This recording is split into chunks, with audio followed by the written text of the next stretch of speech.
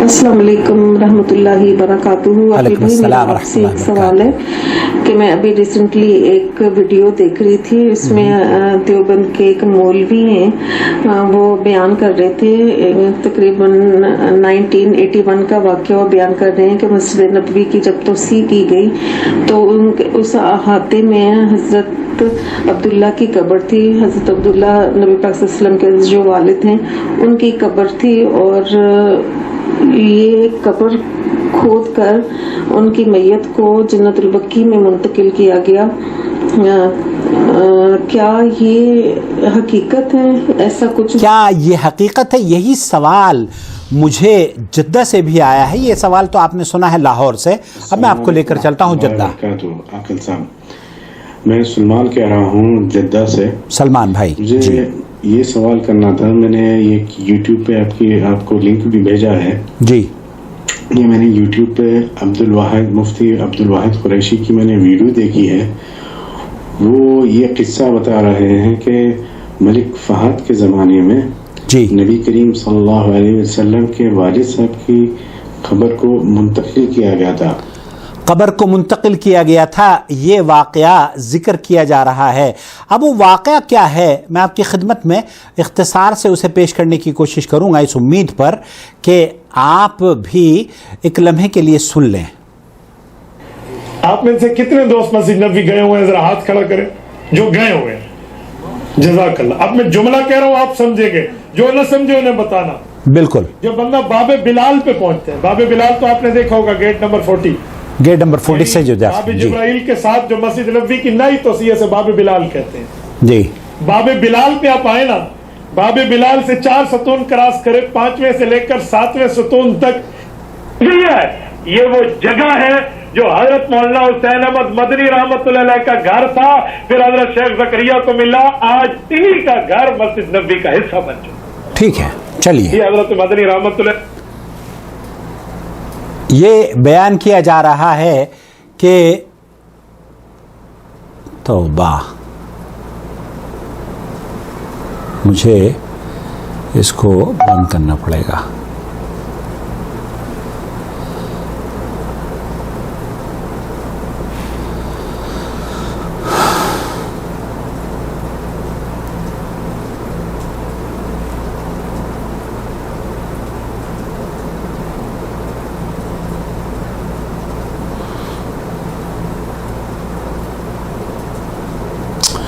اعوذ باللہ.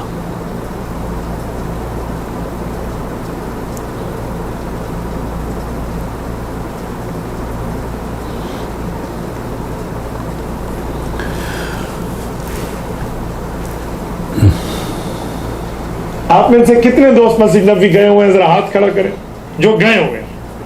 جزاک اللہ. اب میں جملہ کہہ رہا ہوں, آپ سمجھیں گے, جملہ کہہ رہا ہوں, آپ سمجھیں گے. جی, مفتی صاحب. بندہ باب بلال پہ پہنچتے ہیں, باب بلال تو آپ نے دیکھا ہوگا گیٹ نمبر 40, جی, یعنی باب جبرائیل کے ساتھ جو مسجد نبوی کی نئی توسیع سے باب بلال کہتے ہیں. ٹھیک ہے.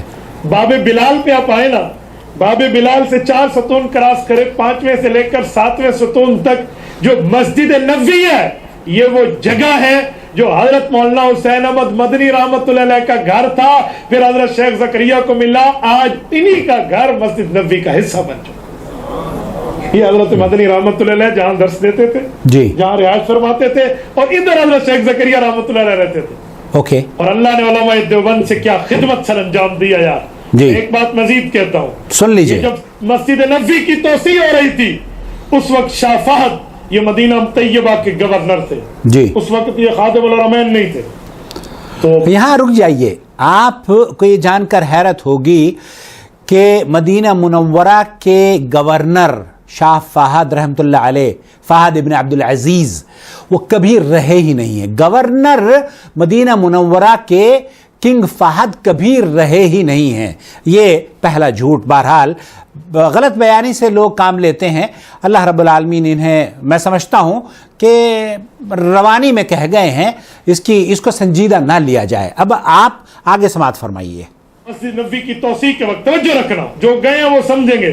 جو گیٹ نمبر 7 سے ہم داخل ہوتے ہیں, شارع باب السلام سے, باب السلام کی طرف آنے کے لیے یہ جو پہلے گیٹ ہے, ابھی سلام کے دروازے سے پہلے یہ جگہ کی توسیع شاہ فہد کی گورنری کے دور میں ہوئی ہے. جی یہ میں 1980 کے لگ بھگ کی بات کر رہا ہوں. تاریخ بھی یاد توسیع ہو رہی تھی آج سے 40 سال پہلے. ٹھیک ہے, جو پرانے گئے ہیں نا وہ لوگ جانتے ہیں کہ مسجد نبوی جہاں آج میں 40 سال سے ہوں بھائی, اس کے قریب جا کر گاڑیاں ٹھہرتی تھی وہاں سلام ہوتا تھا, اب تو کتنی دور جا کر ٹھہرتی ہیں. اوکے, تو یہ توسیع جب ہوئی, زمین بڑھائی گئی, جی تو ایک مسئلہ پیش ہو گیا. مسئلہ کیا پیش ہوا؟ ایک عظیم مسئلہ جو میں بات کر رہا ہوں نا, آپ کے ڈی اے خان کی ایک شخصیت بھی آنکھوں دیکھی اس بات کی گواہ ہے. ایک شخصیت قاری خلیل احمد سراج دامت برکاتہم, ان نے آنکھوں سے منظر دیکھا ہے. آپ ان سے پوچھ لینا, میں تو پڑھ کر بات کر رہا ہوں, آپ ان سے سن لینا. یہ کسی کا تذکرہ کر رہے ہیں کہ انہوں نے اس واقعے کو کسی سے سنا ہے, نبی کی اس جگہ کی توثیق پڑھا بھی ہے. کہاں پڑھا ہے؟ کوئی حوالہ نہیں ہے. کہ یہاں حضرت عبداللہ کی قبر ہے, حضور پاک کے ابا جان رضی اللہ عنہ, حضرت عبداللہ کی قبر. کیونکہ حضرت عبداللہ مکی ہے لیکن سسرال آئے ہوئے تھے. حضرت اما آمنہ مدنی ہے نا, ادھر ان کی وفات ہوئی, یہاں قبر بنی. حضور پاک کے دور میں سے کہتے تھے اطعمہ بنی نجار. طبقات ابن سعد جلد اول صفحہ 60 میں امام ابن سعد المتوفى 230 ہجری نے یہ روایت ابن عباس کے واسطے سے لکھی ہے. ٹھیک ہے, اطعمہ بنی نجار, بالکل بالکل. یہاں اللہ کے رسول کے والد محترم کی قبر ہے. اور اما آمنہ رضی اللہ عنہ اللہ کے نبی کو لے کر آئی تھی نا 6 سال کی عمر میں اپنے ننھال, تو اپنے ابو کی قبر پہ بھی لائی جی, جس کی واپسی پہ ابوا میں اما آمنہ کا انتقال ہوا. اس جگہ جب قبر آئی تو اب قبر مبارک کی قبر کشائی کا فیصلہ ہوا. حضرت عبداللہ کی قبر کو جنت البقیع منتقل کیا گیا. جنت البقیع میں قبر کو منتقل کیا جائے گا. کھولنے کا وقت آیا نا, ہاں, کون کھولے, کون کھولے, اس کی ہمت کون آگے بڑھے. جی, حضرت مولانا عاشق الہی, یہ جو میں دارالعلوم دیوبند کے اس بندے کی بات کر رہا ہوں جن نے انعام الباری میں اشعار جمع کیے ہیں, جی, ان کے فیصلے اور مشورے کے مطابق کہا حضور پاک کے والد کی قبر کو ہاتھ عام مزدور نہیں لگائے گا. پہلی کدال وہ مارے گا جو انہی کے علاقے کا ہے جو حضور پاک صلی اللہ علیہ وسلم کے روزے کی صفائی کرتے ہوئے آ رہے ہیں. جی, جو حضور کی روزے کی صفائی والے حضرات بیٹھے ہیں نا فریقن, حضرت بلال کے علاقے والے, وہ نسل در نسل جو آ رہے ہیں, وہی بندہ آئے گا خادم روزہ, اور وہ حضور پاک کے والد کی قبر کو کھول کر شروع کرے گا. اوکے, وہی ہوا. اور 1400 سال گزرنے کے بعد بھی حضور پاک کے والد محترم کی قبر بالکل صحیح سلامت اور جسم سلامت تھا. 18 سال کی عمر میں حضرت عبداللہ کا انتقال ہے. کہتے ہیں بال جو 18 سال کی عمر میں انتقال نہیں ہوا تھا, 25 سال کی عمر میں انتقال ہوا تھا. یہ دوسرا غلط کوٹیشن ہے, اور بہت ساری چیزیں ہیں. اور جسم اقدس کو اٹھایا گیا. ان اٹھانے والوں میں حضرت مولانا عاشق الہی رحمۃ اللہ علیہ. شاید مولانا عاشق الہی یہ وہی ہیں جنہوں نے تذکرۃ الرشید پر میرے خیال سے اس کا ترجمہ کیا ہے یا کیا کیا ہے. بہرحال حضرت مولانا عبید الانور مولانا احمد اللہ اوری رحمۃ اللہ علیہ کے فرزند نے اپنے بیٹوں سمیت ان کو اٹھایا. مولانا اجمل اور مولانا راشد سمیت اٹھایا. اس پہ حضرت شیخ زکریہ رحمۃ اللہ علیہ کی شمولیت, مولانا عاشق الہی برنی کی ہے. اور سب سے پہلے ہاتھ اٹھانے والا وہی روزے کے خادم ہے. یہ اٹھا کر جنت البقیع لے گئے ہیں. قاری صاحب کہتے ہیں میں نے اپنی آنکھوں سے منظر دیکھا ہے. قاری صاحب نے ان کو سمجھایا. وہ قاری صاحب مدینہ منورہ میں یہ کہتے ہیں کہ کوئی مؤذن یا کوئی خدمات انجام دے رہے ہیں. یہ تمام کام کرائے ہیں, حدیث کی خدمت بھی کی ہے, سیرت کی خدمت بھی کی ہے, رسول اللہ کی ذات اقدس کے معاملات بھی آگے بڑھائے ہیں. تو یہ ہمارے علماء دیوبند یہ علماء دیوبند پر بہت ساری ان کی خوبیاں بیان کرتے ہوئے اس طرح کا ایک قصہ میں اگر یہ کہوں گا کہ گھڑ کر بیان کر رہے ہیں تو شاید آپ کو تکلیف ہو جائے, لیکن براہ کرم آپ بھی چونکہ گوگل ہے تو آپ دیکھ سکتے ہیں تمام چیزیں. پہلی بات تو یہ تھی کہ کنگ فہد کبھی بھی مدینہ منورہ کے گورنر نہیں رہے ہیں, نمبر 1. نمبر 2, عبداللہ ابن عبد المطلب ان کا جب انتقال ہوا تو آپ گوگل بھی کر کے دیکھیں گے تو ان کی عمر 18 سال نہیں آپ کو ملے گی. اس شبہ کے ازالے کے لیے میں نے کیا کیا, میں نے مدینہ منورہ میں جو قاری اقبال صاحب ہیں, حافظ قاری محمد اقبال, ان سے رابطہ کیا اور ان سے کہا کہ آپ آج کل مدینہ منورہ میں مقیم ہیں اور مسجد نبوی کے ہر جمعے کے خطبے کا آپ ترجمہ کرتے ہیں. اگر جمعے کے خطبے کا ترجمہ آپ ہمارے چینل پر ان کا دیکھنا چاہتے ہو یہاں پر تو دیکھ سکتے ہیں.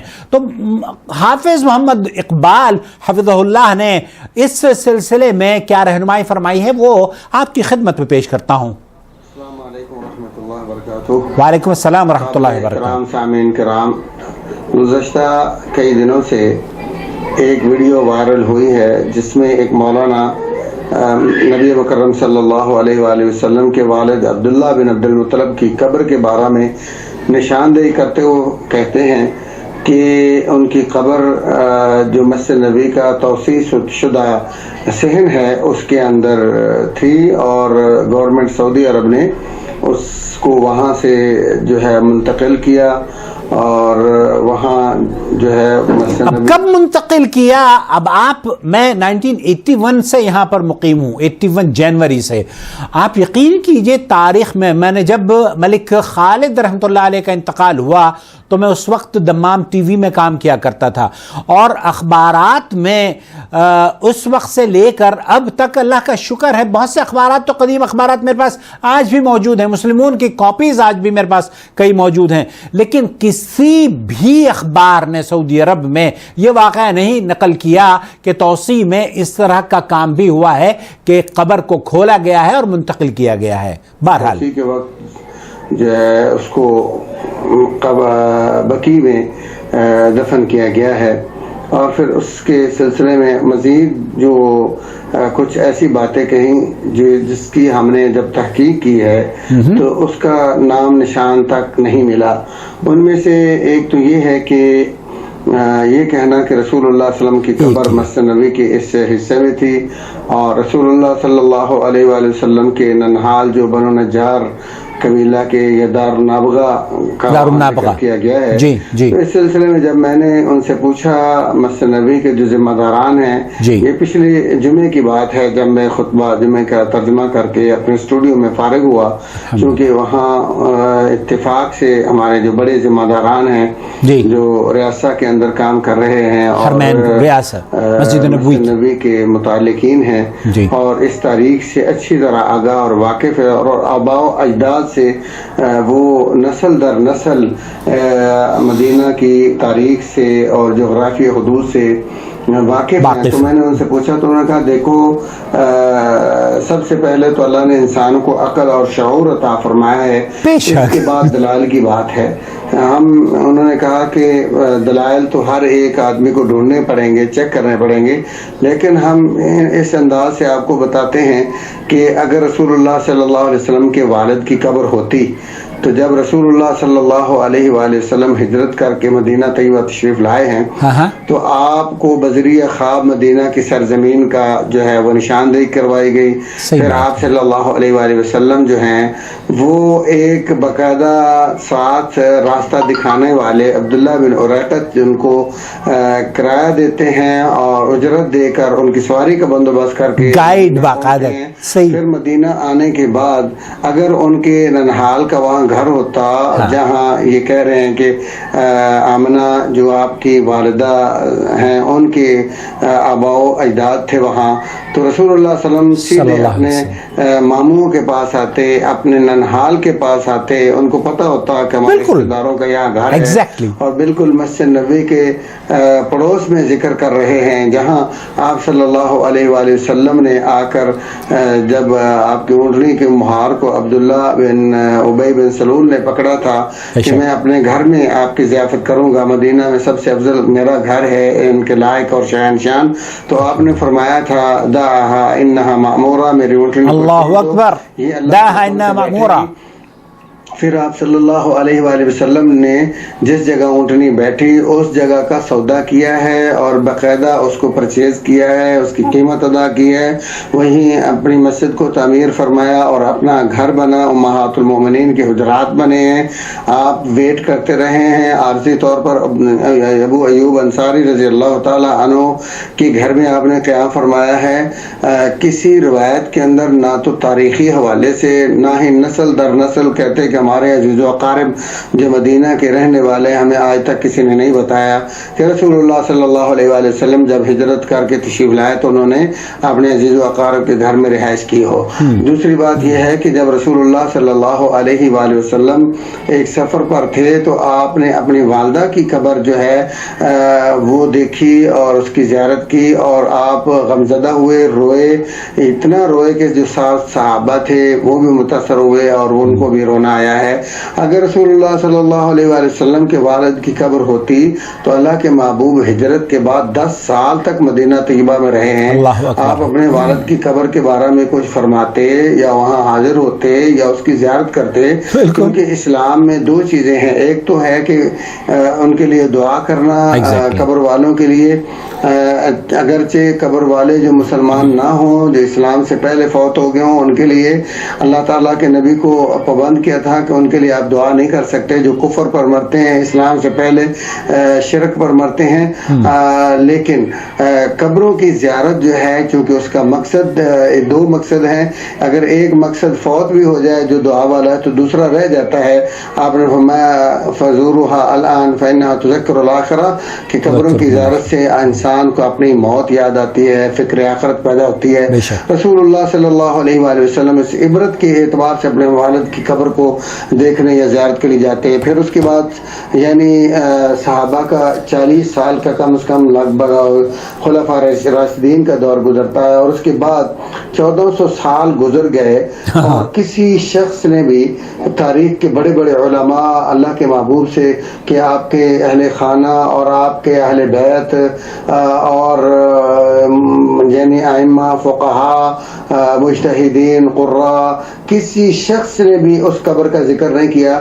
یہ جو ہمارے آج ہیں ان کو شاید براہ راست کوئی وحی آئی ہے کہ بہت ساری وحی آتی ہے, شروع کر دی کہ والد کا جو اس پر کھدائی ہو رہی تھی تو وہاں سے قبر نمودار ہوئی اور اس سے جثہ ایسے نکلا جیسے بالکل آج ہی دفن کیا گیا ہو.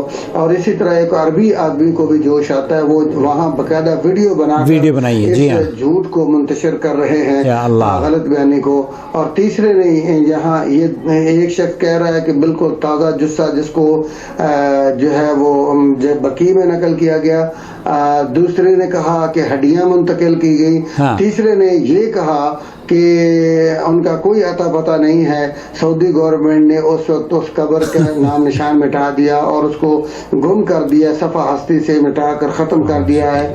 تو مطلب یہ ہے کہ اللہ کے رسول صلی اللہ علیہ وآلہ وسلم کے والد کی اگر قبر ہوتی تو سب سے پہلے جن کو ان سے محبت تھی اپنے باپ سے, والد سے, جو کہ اپنے والدین کے انتہائی فرما بردار چشم و چراغ تھے رسول اللہ صلی اللہ علیہ وسلم, لازم اپنے والد کی قبر کی زیارت کرتے. لوگوں کو پتہ ہوتا تاریخ کے اندر اس کا جو ہے وہ, تو اس لیے ہاں وہ شام کے سفر سے واپس آئے, بیمار ہوئے, اور وہ کس جگہ پہ دفن ہوئے, کہاں فوت ہوئے, تاریخ بالکل خاموش ہے.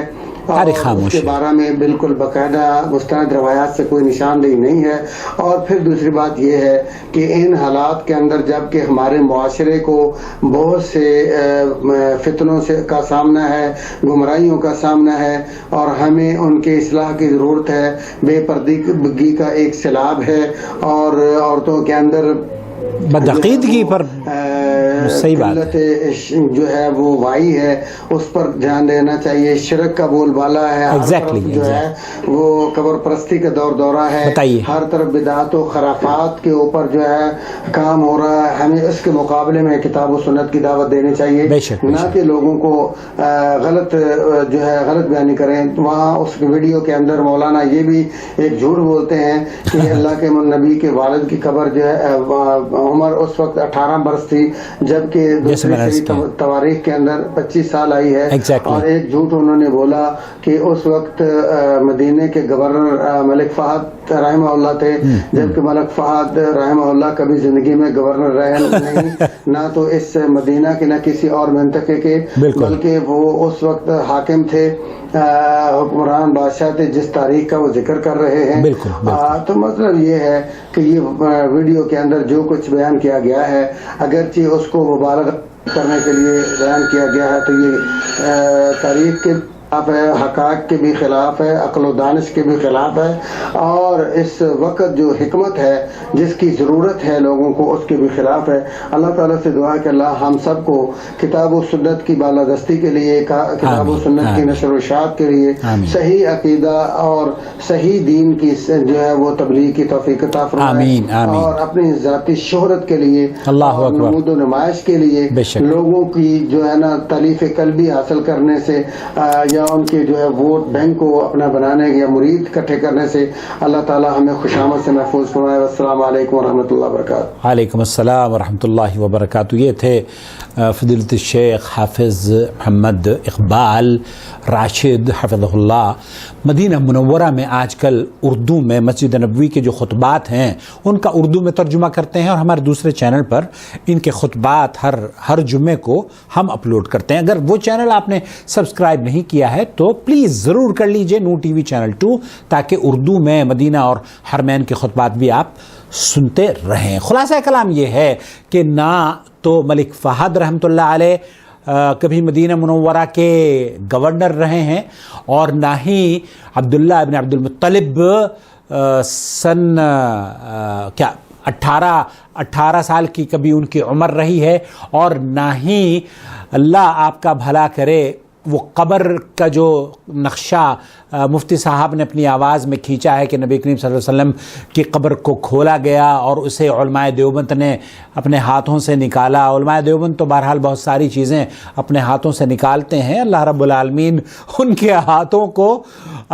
قرآن و سنت کے نکالنے پر معمور کر دے. اللہ تعالیٰ ان کے ہاتھوں کو مجبور کر دے دیوبندی علماء کے وہ قرآن و سنت کے موتی اور جواہرات کتب سے نکال کر عقیدے کی اصلاح کے لیے امت کے سامنے پیش کریں، نہ کہ یہ قبر کی باتیں اور پتہ نہ جانے کیا ان چیزوں کو پھیلانے سے حاصل ہوتا ہے.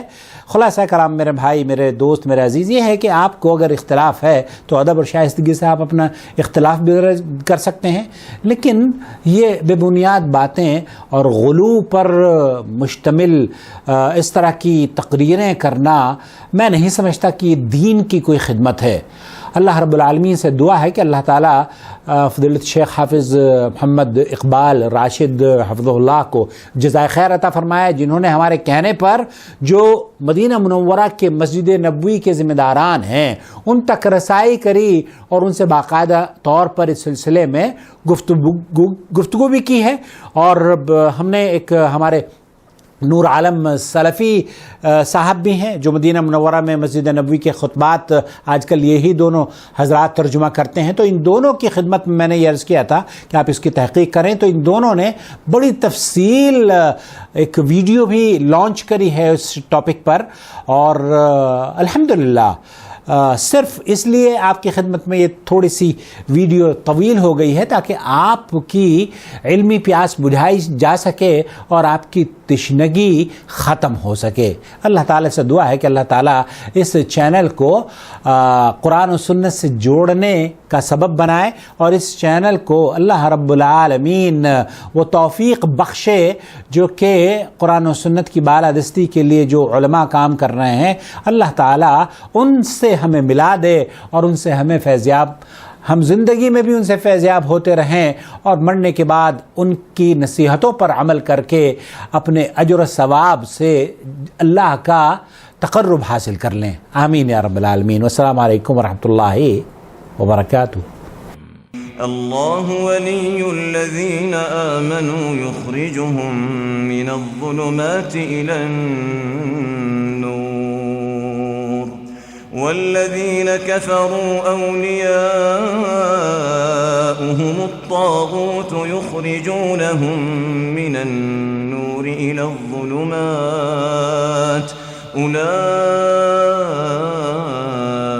أصحاب النار هم فيها خالدون.